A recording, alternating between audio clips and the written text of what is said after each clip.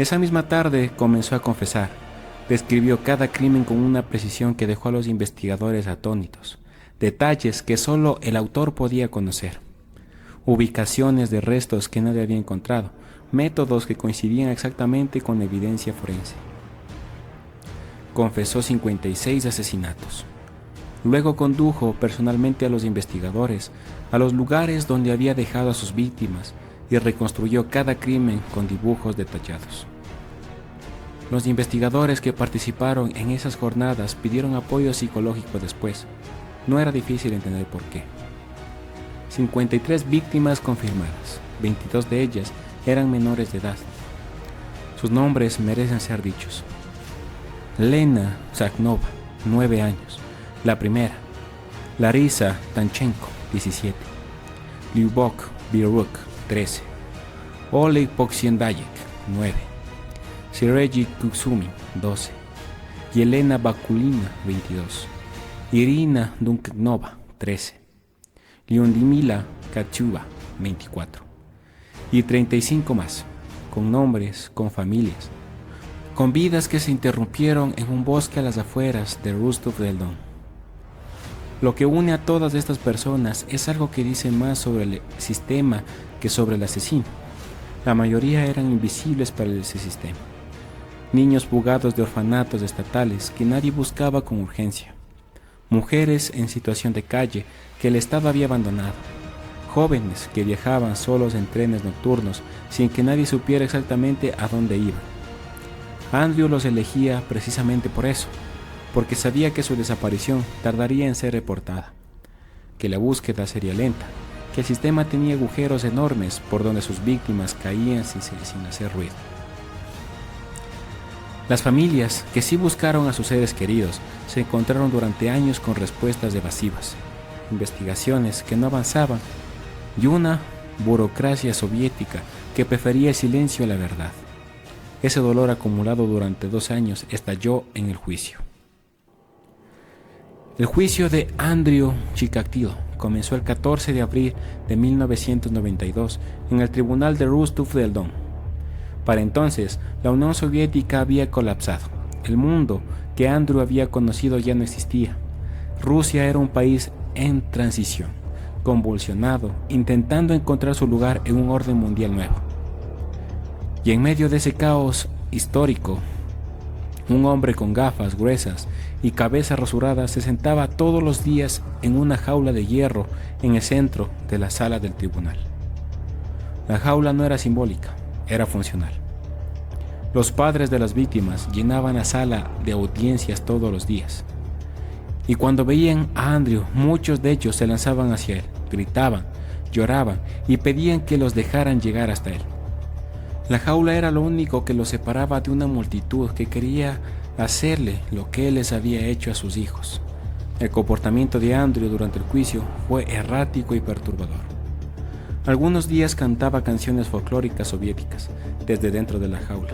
Otros días se levantaba el traje y mostraba sus genitales al público. Algunos días negaba crímenes que había confesado con detalle. Otros días añadía detalles nuevos que nadie le había preguntado.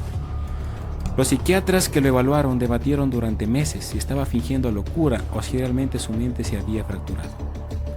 En octubre de 1992, el diagnóstico fue oficial. Andrew estaba legalmente cuerdo. Había demostrado demasiado control, demasiada premeditación, demasiada capacidad de operar con normalidad durante 12 años para que pudiera argumentarse enajenación mental. El juez tardó 2 meses en leer el veredicto completo. Culpable de 52 cargos de asesinato y 5 cargos adicionales por agresión sexual, pena de muerte.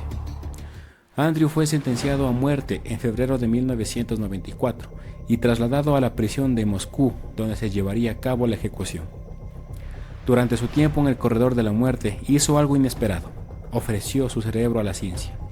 Literalmente, pidió que después de su ejecución, su cerebro fuera donado a los investigadores que estudiarían qué había en él, qué lo había convertido en lo que era.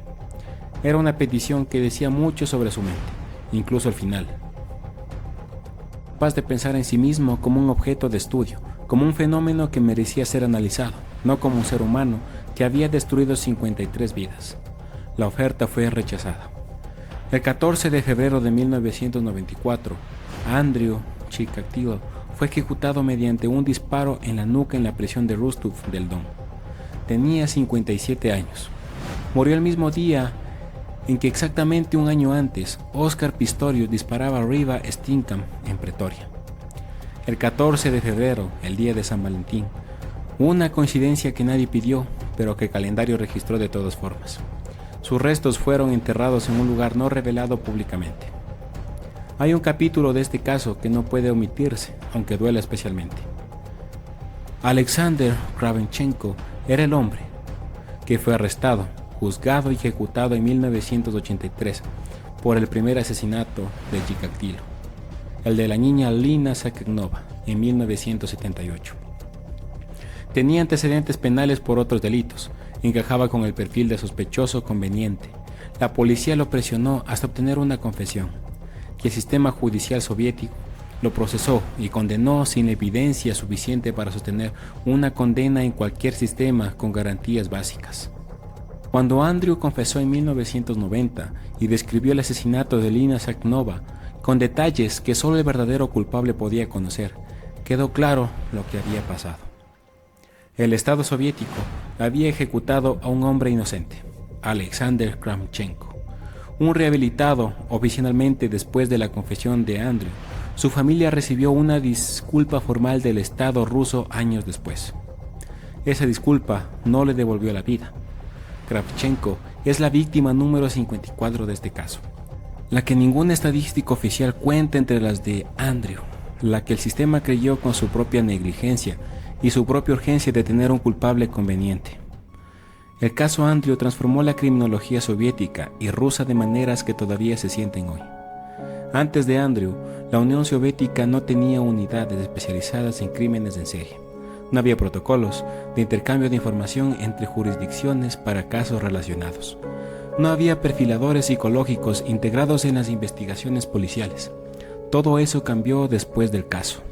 El trabajo del psiquiatra Alexander Bukanovsky, cuyo perfil de 60 páginas resultó ser extraordinariamente preciso y cuya lectura en voz alta provocó la confesión de Chikatilo, se convirtió en un caso de estudio en programas de psicología forense en todo el mundo.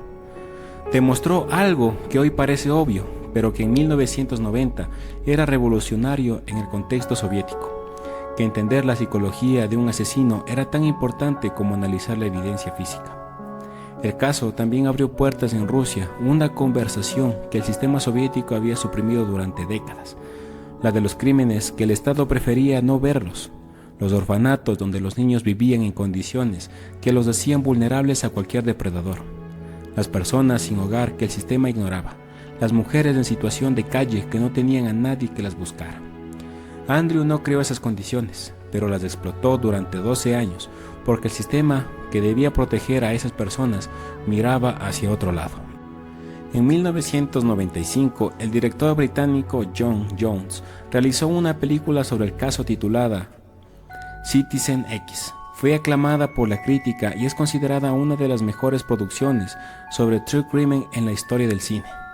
En 2021, la plataforma HBO Max estrenó la serie Andrew, producción española que reconstruyó el caso con gran fidelidad a la historia. El carnicero de Rostov lleva 30 años muertos y el mundo sigue sin poder apartar la mirada de su historia. El caso Andrew es único en la historia del true crime, porque la pregunta central no es solo quién era Andrew, es por qué el sistema tardó 12 años en detenerlo.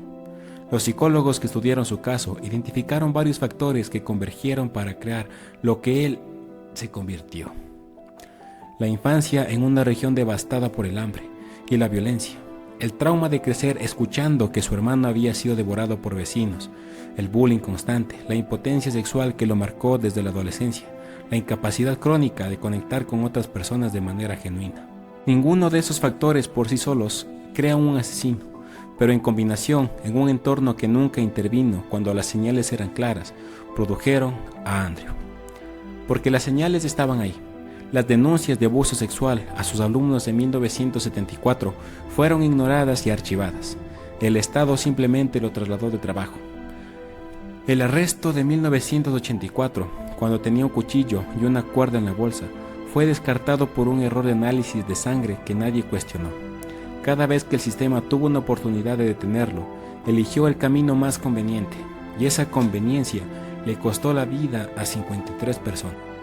El psiquiatra Bukanovsky, cuando le preguntaban qué había en la mente de Andrew, respondía siempre lo mismo, que no había nada sobrenatural en él, que era un ser humano que había encontrado en la violencia extrema la única manera de satisfacer sus necesidades, que no podía satisfacer de ninguna otra manera, que eso era terrible, pero era comprensible en términos clínicos.